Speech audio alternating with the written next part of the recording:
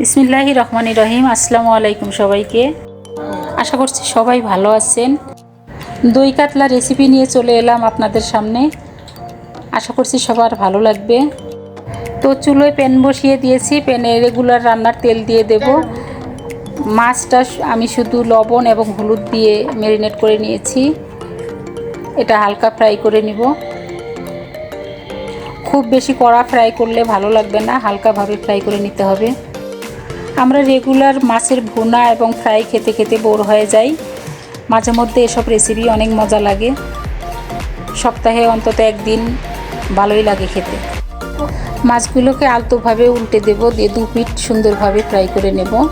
এখানে সাদা তিল এবং কয়েকটি কাজু বাদাম পেস্ট করে নেব এবং আদা, রসুন, পেঁয়াজ, কয়েকটা আদা কুচি করে নিয়েছি, এটাও পেস্ট করে নেব এবং কয়েকটা দারচিনির টুকরো, একটি এলাচ এবং লং।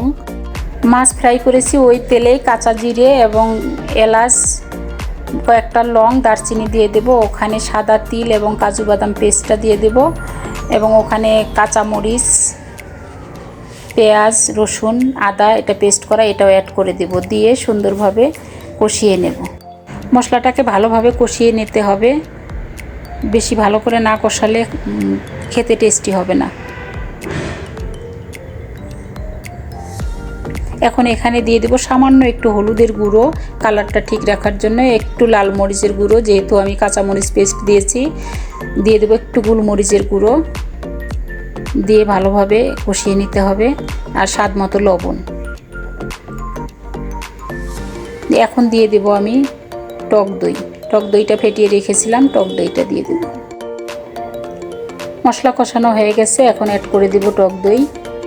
টক দইটা দিয়ে আবার ভালোভাবে কষিয়ে নেব। একটু ঢেকে রাখবো, কারণ এটা ছিটকে ছিটকে শরীরে লাগার সম্ভাবনা আছে। ঢেকে তারপরে কষিয়ে নিতে হবে। চুলার আঁচটা মিডিয়াম আঁচে দেব, দিয়ে তারপরে কষিয়ে নেব। এটা কষানো হয়ে গেছে, এখন এখানে অ্যাড করে দিব মাছ। এখন মাছটা অ্যাড করে দিয়ে সামান্য একটু পানি দিয়ে দিব, দিয়ে সিদ্ধ হওয়ার জন্য ঢেকে দেব। তো আজকে এই ছিল আমার দই কাতলা রেসিপি। আশা করছি সবার ভালো লাগবে। আই হোপ রেসিপিটা সবাই বাসায় ট্রাই করবেন। আপনাদের ভালো লাগলে অবশ্যই আমাকে কমেন্ট করে জানাবেন। এবং যারা নতুন আছেন আমার চ্যানেলে, তারা চ্যানেলটিকে সাবস্ক্রাইব করে পাশের বেল বাটনে ক্লিক করবেন। নতুন নতুন ভিডিও চলে যাবে আপনাদের কাছে।